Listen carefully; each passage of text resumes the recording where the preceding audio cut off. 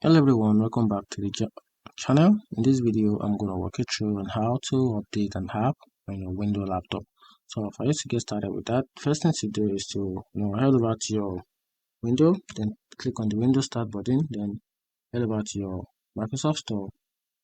So once you have it open, and simply use the search bar right here to search for the particular app that you have on your system or your laptop that you want to update. So once it is available update for the app, just click on it, then the update will rightly show right on the download panel. So let me just use this as an example. Right, actually this particular app has not been installed on my system. So if this is is available for update after installed, I'll just click on this option, which is this button right here. That is where the update will be. And if I want to update, also there are some apps that can also be update through their official website. For example, Google Chrome, VLC, and Zoom.